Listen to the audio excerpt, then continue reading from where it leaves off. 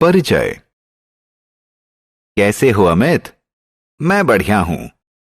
तुम चिंता में दिख रहे हो, क्या बात है? कल मेरी बहन ने मुझसे एक सवाल पूछा और मैं उसका जवाब नहीं दे सका। क्या सवाल है? क्या मैं इसे हल करने में तुम्हारी मदद कर सकता हूं?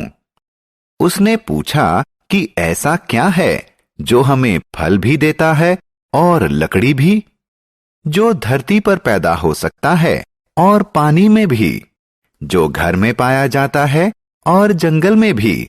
यह तो बहुत आसान है प्यारे। उन्हें वनस्पति या पेड़ पौधे कहते हैं। आओ सीखें। विभिन्न प्रकार की वनस्पतियों का वर्णन करना। किसी वनस्पति के मुख्य भाग का वर्णन करना। वनस्पतियों के मुख्य लाभ बताना। वनस्पति जीवन। नमस्कार दोस्तों, मैं पंकज हूं। क्या आप जानते हैं कि वनस्पति हमारे मित्र भी होते हैं, क्योंकि वो हमें भोजन और जीवन यापन के लिए जरूरी दूसरी कई सामग्री देते हैं। इसके अलावा वो हमें छाया भी देते हैं। वो भी हमारी तरह सजीव होते हैं। उन्हें अपने जीवित रहने और बढ़ने के लिए आहार और जल की जरूरत होती है। उनमें भी हमारी तरह विकसित और लंबे होने की योग्यता होती है। वनस्पतियों के प्रकार। बच्चों, हम अपने आसपास विभिन्न प्रकार के पेड़ पौधों को देखते हैं। हम देखते हैं कि कुछ पौधे लंबे होते हैं तो कुछ छोटे। जो पौधे बहुत लंबे और मजबूत होते हैं उन्हें पेड़ कहते हैं, जैसे आम, नारियल, नीम इत्यादि पेड़ हैं। जो पौधे पेड़ों से छोटे होते हैं उन्हें झाड़ियां कहते हैं, जैसे गुलाब या सूरजमुखी के पौधे। इनके अलावा कुछ वनस्पतियां बहुत छोटी होती हैं। इन्हें शाक कहते हैं। बैंगन और पालक शाक के उदाहरण हैं। बेल और लताएं।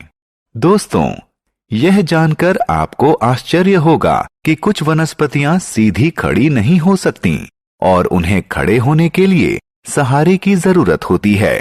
ऐसी वनस्पतियों को बेल और लताएं कहते हैं। बेल किसी सहारे के साथ बढ़ती है, जैसे कि मनी प्लांट।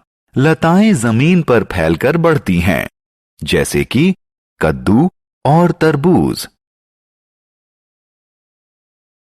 वनस्पतियों के अंग। दोस्तों, आइए पौधों के विभिन्न अंगों की चर्चा करें।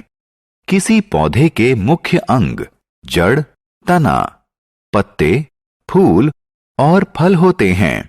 आइए एक एक कर इन सभी के बारे में और जानें। जड़ पौधे का सबसे निचला अंग होता है। ये मिट्टी में विकसित होती है और पौधे को जल और खनिज प्राप्त करने में सहायता करती है।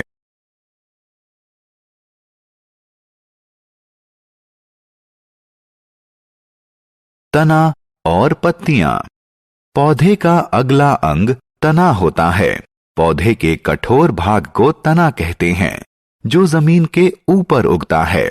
यह पत्ते, फल और फूल को वहन करता है। तना पौधों को सहायता भी देता है। दोस्तों, क्या आप जानते हैं कि तने का कौन सा भाग उन्हें फल तैयार करने में मदद करता है? बिल्कुल सही, पत्तियां करती हैं। पत्तियों का रंग हरा होता है और ये तने से उत्पन्न होती हैं। फूल और फल। दोस्तों, आइए अब हम पौधे के सबसे आकर्षक और सुंदर भाग यानी फूल के बारे में जानें। फूल विभिन्न रंगों और प्रकार के होते हैं, जैसे सूरजमुखी, गुलाब या डहेलिया इत्यादि। मैं जानता हूं कि आप में से ज्यादातर लोग फल पसंद करते हैं। पौधे के रसदार भाग को फल कहते हैं। फल विभिन्न आकार, प्रकार और रंग के होते हैं, जैसे केला, आम, सेब या संतरा।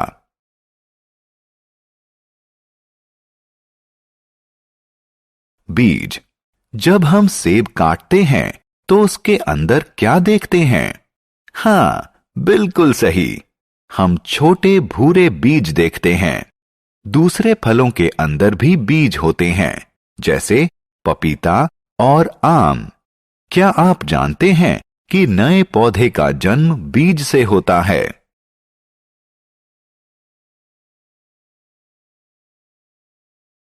वनस्पतियों का उपयोग। बच्चों, हम जानते हैं कि हम पौधों से खाने की सामग्री प्राप्त करते हैं। भोजन सामग्री के अतिरिक्त हम पौधों से अन्य बहुत सी चीजें प्राप्त करते हैं। बहुत सी दवाइयां व इत्र यानी परफ्यूम पौधों से बनते हैं। पेड़ हमें लकड़ी भी देते हैं। कुछ स्थानों पर लकड़ी से घर भी बनते हैं। आओ खेलें। दोस्तों, आइए आपकी जानकारी की परीक्षा लें। पौधों के विभिन्न अंगों से उनके कार्यों का मिलान करें। हमने क्या चर्चा की? हमारी ही तरह पौधे भी सजीव होते हैं। पौधे कई प्रकार के होते हैं, जैसे पेड़, झाड़ियां, शाक, बेल और लताएं।